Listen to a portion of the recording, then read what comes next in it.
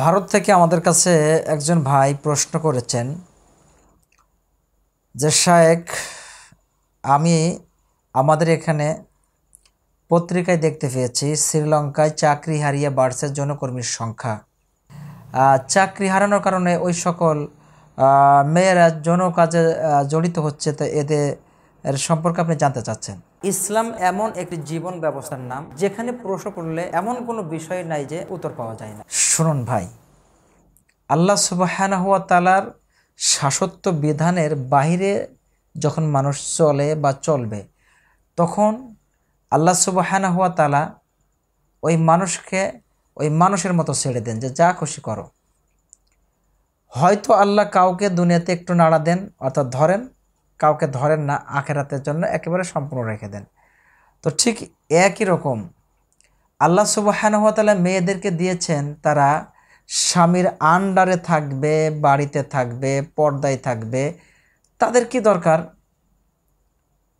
এই সকল বাড়ির বাহিরে উল্টাপাল্টাই কাজ করতে যাওয়ার? হয়তো বলবেন যে আপনি কি তাহলে নারীদেরকে বাইরে কাজ করতে নিষেধ করছেন? শোনেন, যদি সেই রকম কোনো সিচুয়েশন থাকে, অবস্থা থাকে যে পরিপূর্ণ পর্দায় থেকে মেয়েরা মেয়েদের আন্ডারে কাজ করবে, তাহলে আমরা বাধা দিই না। কিন্তু মেয়েরা ছেলেদের আন্ডারে যে কাজ করলে কি ঘটছে, বাংলাদেশেও তো আপনারা বিভিন্ন পত্রপত্রিকার মাধ্যমে, মিডিয়ার মাধ্যমে দেখতে পাচ্ছেন।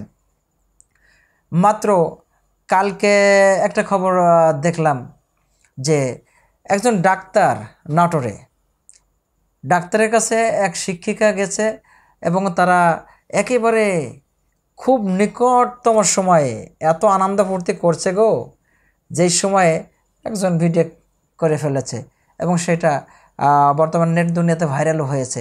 তো দেখতে পাচ্ছেন না? তো ঠিক এইভাবে যখন মানুষ আল্লাহর দেওয়া বিধানের বাইরে যাবে, তখন আল্লাহ এইভাবে শাস্তি দিবে। এখন এর থেকে বাঁচার উপায় কি? বাঁচার উপায় হচ্ছে আল্লাহর শাশ্বত বিধানের দিকে ফিরে আসতে হবে। তারপরে হলো জনকর্মীর সংখ্যা বাড়ছে, অর্থাৎ বাড়বে তো ঠিকই। যখন আপনি আল্লাহর বিধানের বাইরে গিয়েছেন, তখন আল্লাহ আপনাকে আপনার উপর ছেড়ে দিয়েছে। এখন তাদের রিজিক নাই, অর্থাৎ তাদের টাকা পয়সা ইনকাম নাই, তাদের যে বেতন পেত সে বেতন নাই, চাকরি নাই, তো কী করবে? এখন তারা যৌন কাজের দিকে এগিয়ে যাচ্ছে। এখন বলতে পারেন, হুজুর আপনি কি তাহলে তাদেরকে সাপোর্ট করছেন? কখনোই নয়, কখনোই নয়। এই সকল খারাপ কাজ আমরা সাপোর্ট করি নাই, এখনও করছে না, করব না ভবিষ্যতে। উপায় কি?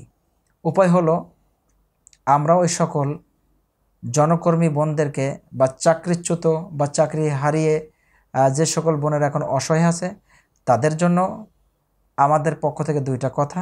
এক, ইসলামের সুশীতল ছায়ে ফিরে আসুন।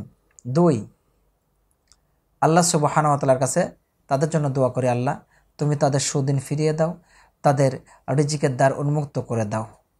আশা করি উত্তরটি বুঝতে পেরেছেন। তোমরা যা জানো না তা তোমরা জেনে নাও। আল্লাহ সুবহানাহু ওয়া তাআলা এইভাবে বলেছেন, ফাসআলু আহলা যিকরি ইন কুনতুম লা তা'লামুন।